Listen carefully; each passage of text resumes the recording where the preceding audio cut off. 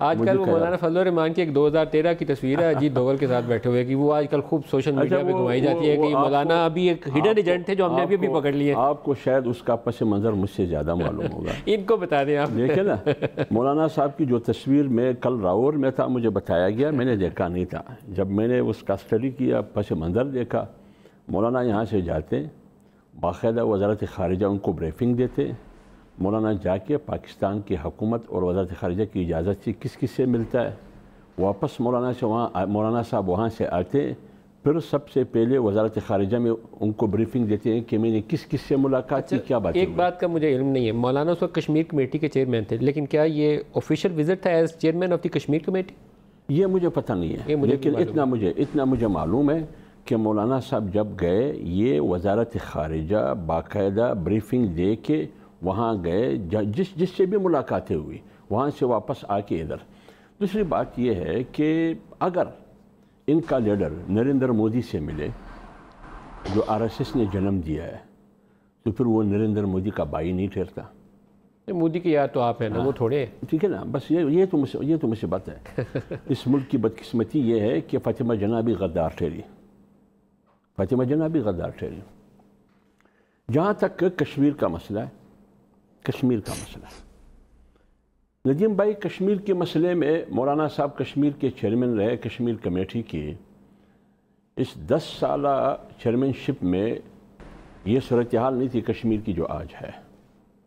کیا صورتحال تھی اس زمانے؟ صورتحال آج یہ ہے کہ کشمیر کی مستقل حیثیت ختم ہو گئی اور 78 دن سے یا تقریباً 3 مہینے ابھی پورے ہونے والے انسانی حقوق پامال ہو رہے ہیں.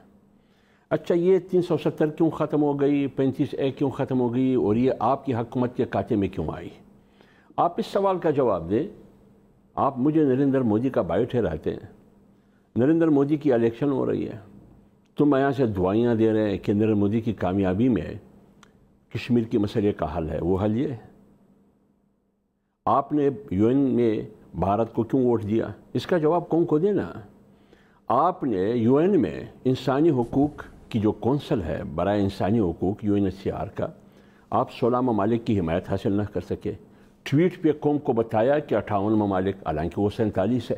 نہ وزیر خارجہ کو معلوم ہے نہ پرائم منسٹر. 58 ممالک کو مبارکباد بھی دیتے ہیں اور شکریہ بھی ادا کرتے ہیں, قوم کو بھی مبارکباد دیتے ہیں, لیکن آپ قرارداد پیش ہی نہ کر سکے. آپ UN کی تقریر کی بات کرتے ہیں. آج ٹماٹر کی قیمت 200 روپے, 160 170 روپے. صبر کرے, پرائم منسٹر نے UN میں بہت زبردست تقریر کی. پیاز کی قیمت کیا ہے, صبر کرے, گھبرانا نہیں, UN نے زبردست تقریر کی. بابا UN کی تقریر وہ بھوک کے لیے کافی ہے, ان کی پیاس کے لیے کافی ہے. کون سی ضرورت پورا کر رہی ہے UN کی تقریر؟ آج آپ جا کے بازار میں پوچھئے, مجھ سے مت پوچھئے, جا کے جس حلقے سے یہ منتخب ہے اس حلقے میں پوچھے. لوگ پتہ نہیں یہ کیا کہہ رہے ہیں. اس لیے میں یہ کہہ رہا ہوں کہ آپ عام آدمی کی بات کریں. عام آدمی کے لیے 16 مہینے میں تم نے کیا کیا ہے بتائیے. میں بات پوری کر رہا ہوں, کچھ باتیں. باوجود اس کے کہ سلیکشن کمیٹی بھی آپ کے ساتھ ہے, باوجود اس کے کہ سلیکٹر بھی آپ کے ساتھ ہے, باوجود اس کے کہ امپائر کی انگلی آپ کو بار بار دبانے کی اشارے دیتے ہیں, باوجود اس کے کہ فیلڈر بھی آپ کے ساتھ ہے, باوجود اس کے کہ وکٹ کیپر بھی آپ کے ساتھ ہے, 16 مہینے میں آپ انڈے پر آؤٹ ہو چکے ہیں, پھر بھی پچ پر کھڑے ہیں تم. دیکھیے اگر ہماری ٹیم, کرکٹ کی ٹیم, وہ پرفارم نہیں کر سکتی, اس کو سرفراز کو ہٹا دیا جاتا ہے.